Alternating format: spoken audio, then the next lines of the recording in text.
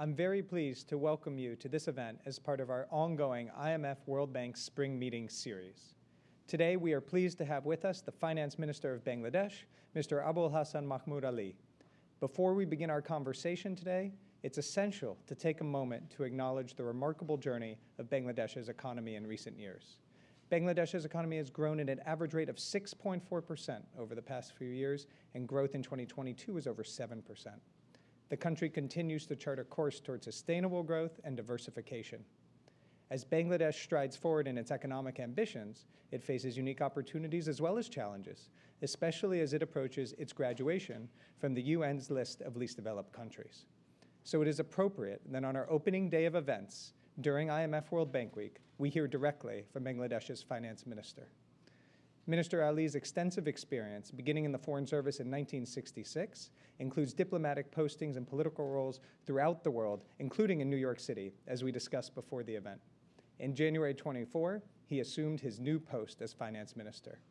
I look forward to hearing Minister Ali's perspective on how nations like Bangladesh can both influence and benefit from a reformed global financial system, and how the Bretton Woods institutions can serve countries like Bangladesh.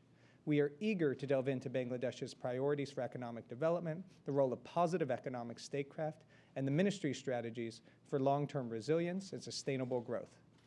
To guide us through this conversation, I am very pleased to turn to my colleague Kapil Sharma, Acting Director of the Atlantic Council's South Asia Center. Cap, thanks to you and all of your colleagues at the South Asia Center for the collaboration throughout this week. The floor is yours.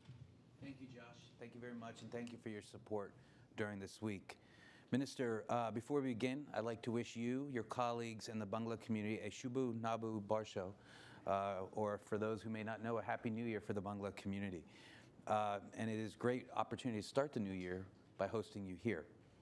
I would also like to congratulate you, the Awami League, and Prime Minister Sheikh Hasina for winning their fourth consecutive term in leading Bangladesh, and I would say a pivotal time in Bangladesh's history. You yourself, sir, have played a significant, and I like to say a blended role in the growth and the development of Bangladesh's economy over the years. You served as a legislator, a diplomat, and even an academic, as I learned you started as a teacher early on in your career. But this is your first time as Minister of Finance coming to the United States.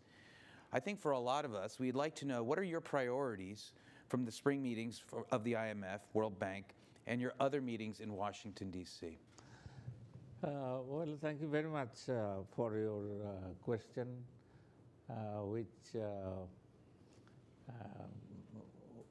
to which I'll give you an answer which will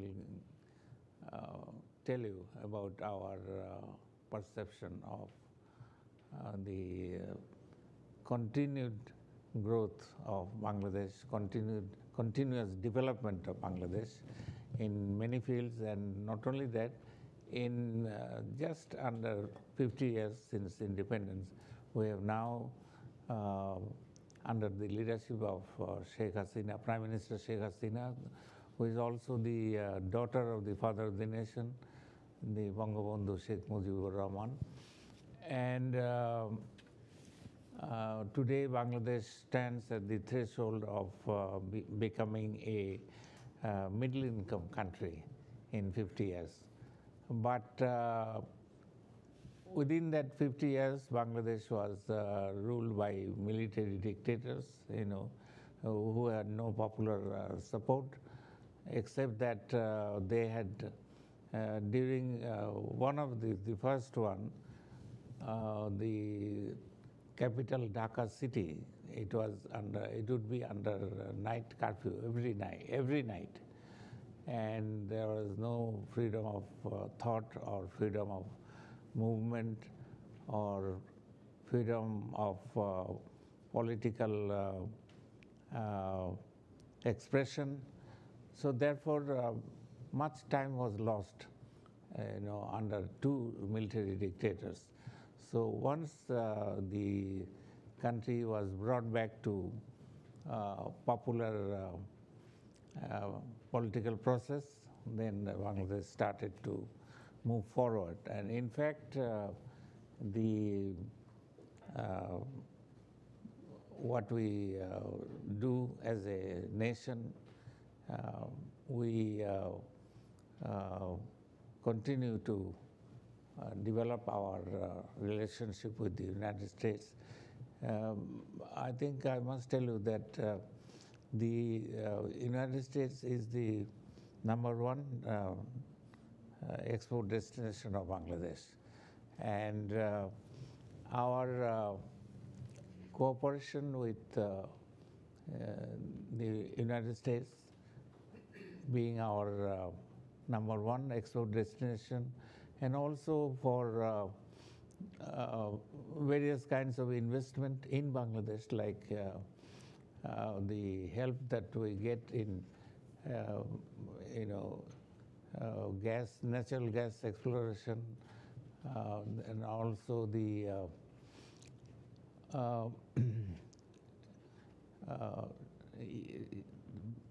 import of technology from the United States for many things. We then also as a popular destination for our young people, men and women. They come here for studies. Many of them are doing very well at the leading institutions of higher learning, like they come here to Harvard, to MIT, and other places, both on the eastern seaboard and also on the western side in California, the leading institutions. So our students are going all over the place. And now the trend is that after doing well here, many of them are going back to their mother country. They're contributing for the development of science and technology, medicine, in many fields. And with European Union, they are the second largest export destination of Bangladesh. So therefore, we have we believe in development through private sector, and also we have relations of cooperative development with the countries of European Union. European Union is the second largest export destination. So this is the general format of our relationship with the US and the European Union. So our main principle of development is through the private sector. And there our relations with the US and the European Union, that is of great importance, And our membership of the World Bank and IMF, and that is also comes as a great help. And we try to utilize our membership of these bodies in our onward journey for development, both social and as well as economic development. Therefore, we are participating in the various programs of the World Bank, IMF, and the European Union to develop our country.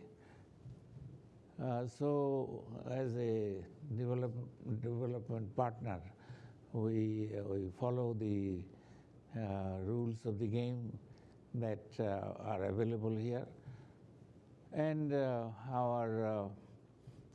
we have come a long way in our journey, in our development journey, and we are looking forward to becoming middle income country by the year 2026. That's right. It's only a few years from now. And we are, it's quite difficult, the journey to the middle income country. So therefore, the very fact that we have been elevated to next stage, that middle income country, has shown, has proven that we have been able to do it. Yeah. So now we need the support from the IMF World Bank group, and we did not get the say exemption from the tax.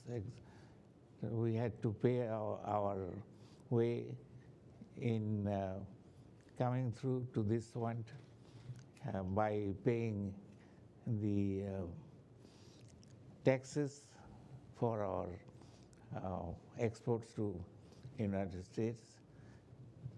The European Union had given us some concessions, but not here, not in the US. So therefore, but we are not deterred, we are not afraid. We fought our way through and earned our status. And we, as I said earlier, that we are going through all the trials and tribulations for achieving the middle income country status. And our, in various fields, the collaboration, the support that we are getting, but we need more support because we have come this far. I'd actually like to probe a little bit more on that, if you don't mind. Please One, do. I want to say I feel some kind of connection with you because today is tax day in the United States, and I also got no exemptions. So there's a consistency with the United States about not giving tax exemptions. But what I'd like to probe a little bit more is the discussion on the middle income country and your thoughts on that.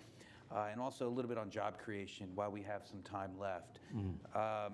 Bangladesh, as you said, and you should be proud, I think the people of Bangladesh should be proud, that you will graduate from the UN's list of least developed countries by 2026, as we discussed. And this is incredible news, considering where you started from. But with every benefit or movement up a list comes some issues, such as you will lose some of the export and trade benefits associated with that status. So I think for a lot of us, and for the people in the audience and watching, they'd like to know, what do you believe are the risks and opportunities graduating from the least developed countries list? What does it pose for the economy? And particularly, as we've just been talking about, the export industry. Well, though it is hard, but we have, we have done it. We have made the threshold, and we'll go forward. We are quite confident that we have come so far, and now when things are looking within our grasp, that whatever the rest of the way is, as we have come through so far, so the rest also will go through. So therefore we are confident, and we are bringing in new export items from Bangladesh. And another thing is that, which is very important, is that agriculture is doing very well. And we are, new products are coming up. Even new varieties of rice are also coming up. And the exports are being diversified, and we are coming up with new items of export. And we are investing in a massive way for creating jobs in Bangladesh, like in the IT sector. Our young men and women, they are making a huge difference. Even in the villages, even young women, men, they are going into this IT sector, and we are coming up just after India. So India is still number one in the world, and we are close behind India. So now because of the availability of electricity, power, we are able to, our men and women are able to use their, say, sitting at home in villages, they are able to become, IT workers, and they are getting jobs within their, they can work from, say, within their household, in the villages, and they can do it. So that is a very important sector for us. And then we are investing heavily in creating educated manpower, and let's see now. I want to probe on a little bit more on entrepreneurship and IT and technology. As we both know, there is a jobs problem around the world, and it's always a challenge for governments to create more jobs, especially as there's more efficiency, especially in the IT sector. How is the government supporting small and medium enterprises that have been significantly impacted by economic challenges, especially in terms of, let's say, like this is IMF week, currency depreciation and reduced consumption? How are you looking at that particular issue? Well, we are creating both small industry, small and medium industry, and especially the women also, and women in the villages, they are coming up with their hand sewn products of many kinds, and they are exporting. You'll be surprised that this work by the village women, they are creating the items, like one particular item which is the cap, made of say cotton. Right. And they are exporting it to many countries in the world. So there are other items as well. So sitting in the villages, they are coming up with their own organization and skill. So this is another area that we are hoping that this is also doing very well. That's great, and it sounds quite inclusive as well. Yes, as you've yes. Focused a lot on women and, Yes. and women employment. You'd mentioned something about technology and IT, and one of the hot issues in the world today is data localization and data privacy, and how governments look at that. Considering the potential for data localization to act as a barrier to international trade and investment by some companies, how is Bangladesh balancing the need for data protection with its trade and economic objectives? Well, we have started the work, and it's moving forward now, and we are creating a lot of people in the villages to go into IT work. So therefore, in a few years' time, we hope we are quite confident that we can close this gap, and we can bring up the workers needed for data protection and all that. So it will take a little more time, but we are getting there. Yeah, I want to take full advantage of your long history in public service background, and you have seen, I think, I would call it the arch of multilateral institutions, from where they have started and evolved over time. I won't say for how many years, but it's been a few years that you've been involved in this. Yeah. Now, Bangladesh has had a long history of engaging with the IMF and World Bank on a range of economic matters, and what is now becoming part of the middle powers of the Global South has been the reform of multilateral institutions. It's become really part of the front and center of the global economic agenda. From your perspective, from where you started in the days of New York, where we talked about Ravi Shankar in Madison Square Garden, to today, what are Bangladesh's priorities for the reform of the IMF and World Bank? Does it have views on reforming? Oh yes, we are working on it, and as I said earlier, that India is the number one in this field, and we are closely following India. So therefore, in a few years' time, we will be catching up India. We'll be closely following India. So in the villages now, we have set up, the training centers for creating young people who can work as agents of change, bringing new ideas to the countryside.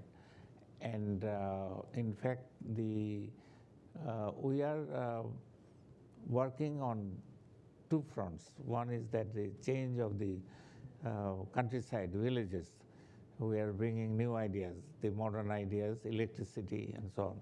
We are also in the villages, in my own parliamentary constituency, which is, we have two, what we call the, these are the,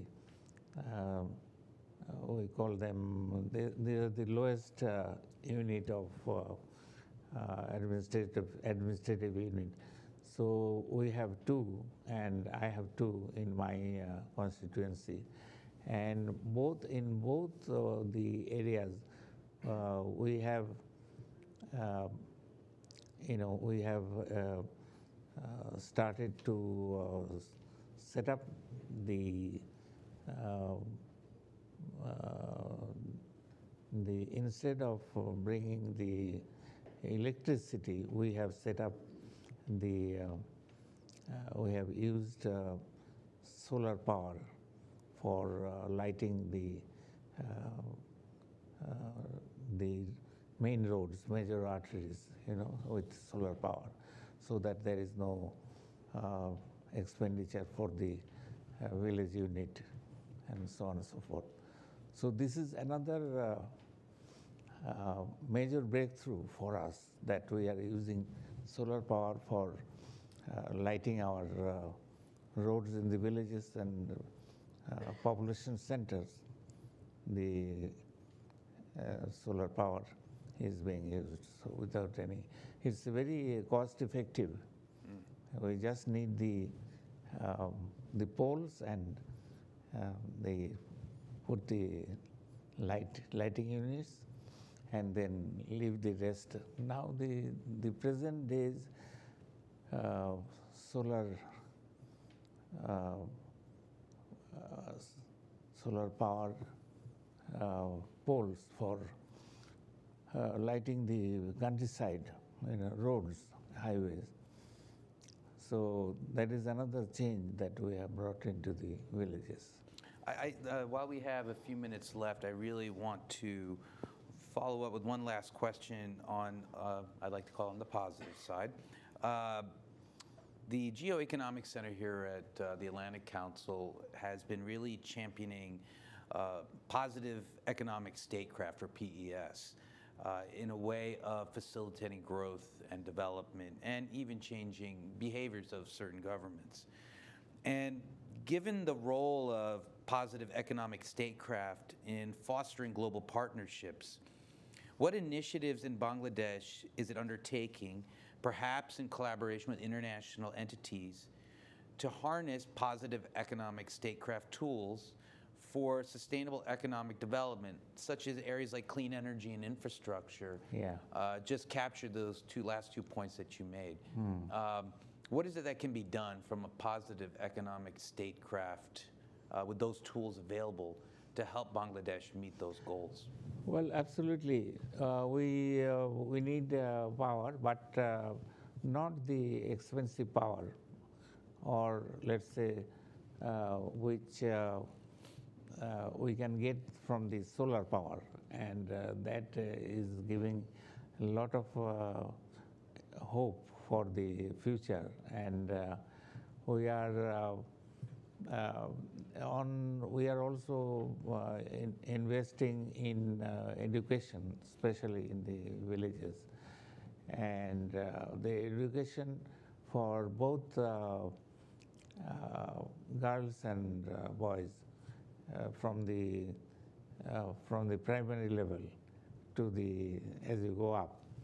And in Bangladesh, it's quite interesting that the girls are ahead of the boys. The more girls are now, girls have overtaken the boys in terms of number and also in terms of quality of their performance. So therefore, we are quite hopeful that we are going in the right direction, and the World Bank and the IMF both are helping us. So we are very happy with that help. That's wonderful. It is something that we at the South Asia Center have been focusing on, has been skills development. And also how do countries within South Asia develop lifelong skills? Because skills cannot end after schooling. It's continued, and South Asia can be the lead of that, Bangladesh, India, Pakistan, and others. Minister, we're going to move to the private section. I want to first of all thank you for coming to the Atlantic Council. Thank you for your time. Thank you for sharing your vision and the areas that you plan to focus on over the next 5 years. We hope that the Atlantic Council continues to remain a platform for you to discuss those ideas going forward. Absolutely. Thank you, sir. Thank you so much. Thank you.